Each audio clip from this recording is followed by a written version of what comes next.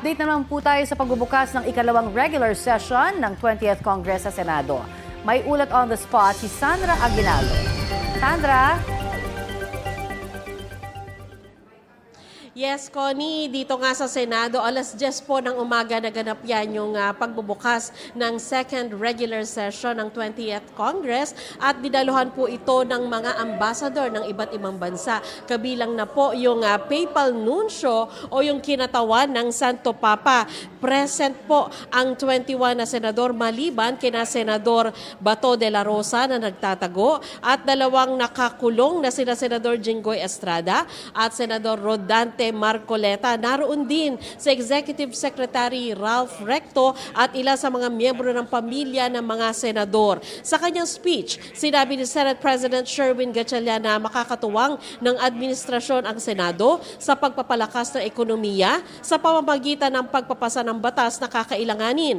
Ayon kay Gatchalian, makikita sa datos na humina ang ekonomiya ng bansa kaya dapat itong palakasin. Hindi rin daw sapat na lumago ang ekonomiya kundi dapat ay maramdaman din ito ng mga Pilipino. Dapat din daw itong sabayan ng transparency, accountability at reforms para mabantayan ang pondo ng bayan at magamit sa tamang pagkakagastusan. Tututukan daw na Senado ang pagpapasa ng national budget at sisikapin na nakatuon ito sa concerns ng mamamayan gaya ng presyo ng bilihin, maliliit o maliit na take-home pay, mataas na presyo ng kuryente at kawalan ng kasiguruhan ng trabaho.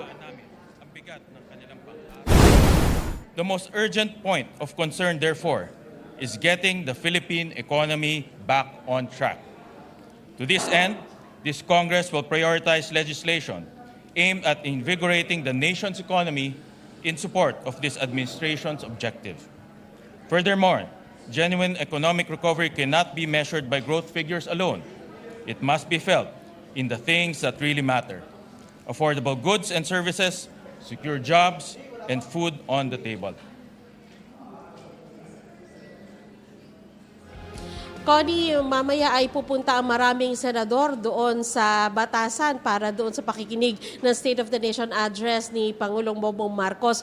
Pero dito po sa amin, 4 na senador na po ang nagsabi na hindi sila dadalo at yan po sina Senadora Amy Marcos, Robin Padilla, Senador Alan Peter Cayetano at Loren Legarda. Inaalam pa natin, Connie, kung yung ibang kasamahan nila sa minority ay hindi rin makakadalo. At nabanggit lang, Connie, nitong si Senadora Amy Marcos ng aming makapanayam na sabi nila ito raw ay bahagi ng kanyang protesta doon daw sa pagkakulong ng ilan sa kanyang kasamahan. Connie? Maraming salamat, Sandra Aguinaldo.